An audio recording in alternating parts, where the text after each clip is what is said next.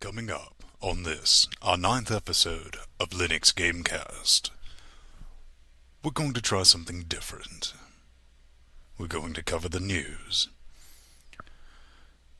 Nobody else believes there's enough Linux gaming news to merit a weekly show. I do. And granted, I'm probably not the right person to do it, but at least I'm going to try. Let's go.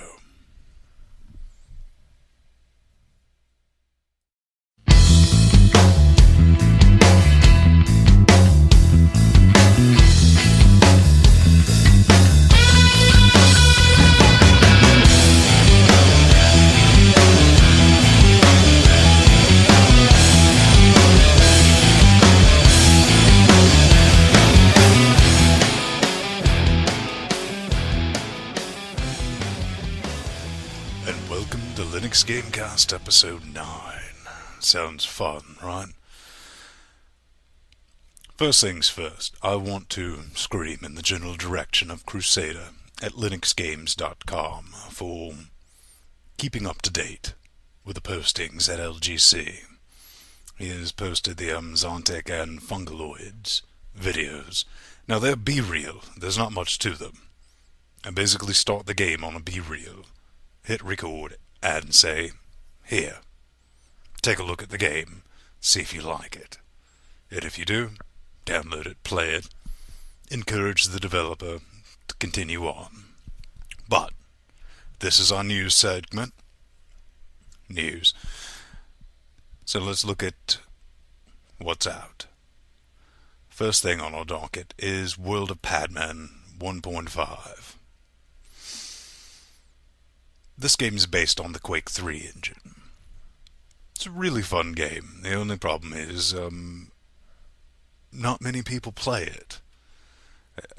So I'm checking this right now.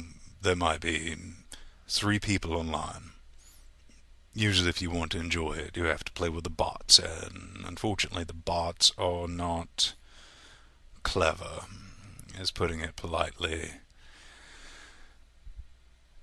In the new update, there's new game type, new maps, new player models, new weapons, new power-ups, and they say new surprises. So, definitely worth checking out. It's a pretty large download, keep that in mind. The second big thing this week is the Zontic 0.1 preview. This is the fork of Nexus, which was a fun game in its own right, but apparently they've had some issues with the licensing between the games, so this is a fork. Give it a try. I mean, it looks pretty. It really emphasizes bunny hopping, which personally is not my dice.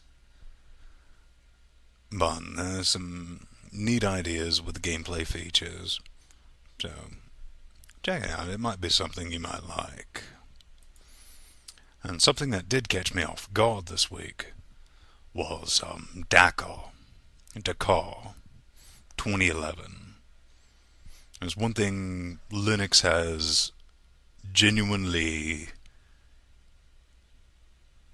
been lacking is any type of decent racing game. Now, Tux Kart, exception. Complete exception, guys. I love that game. But I've always wanted something closer to Trackmania.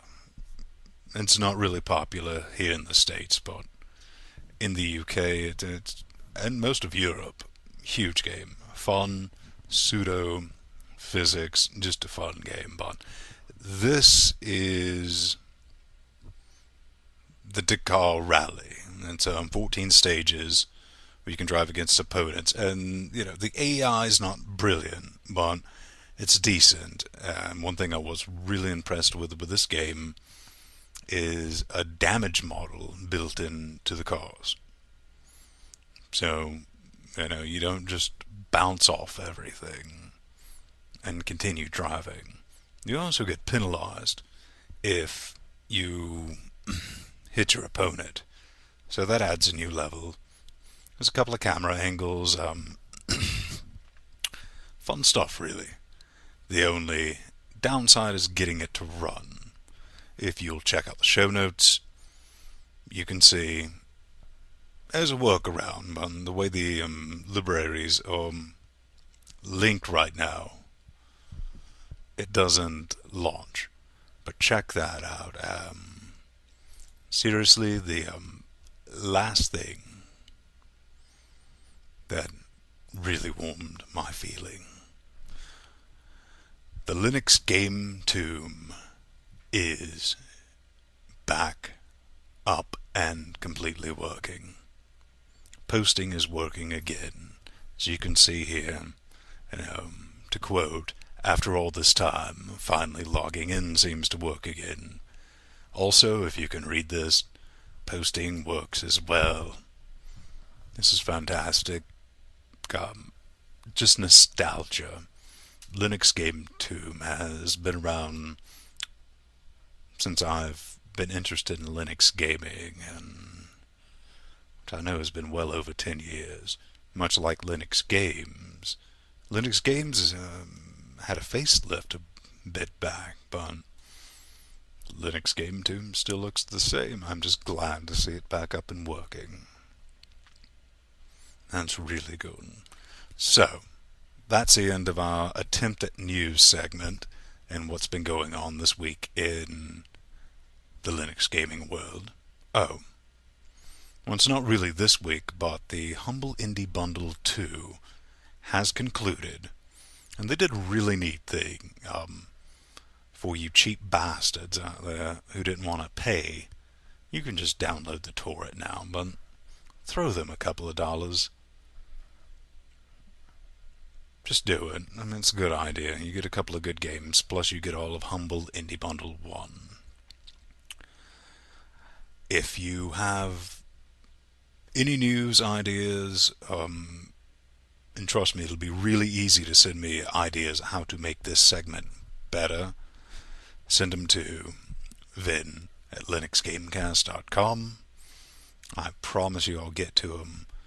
Like I said, maybe next week this is going to be a completely different format of a show because we're hopefully going to have some game developers on and our interview series will start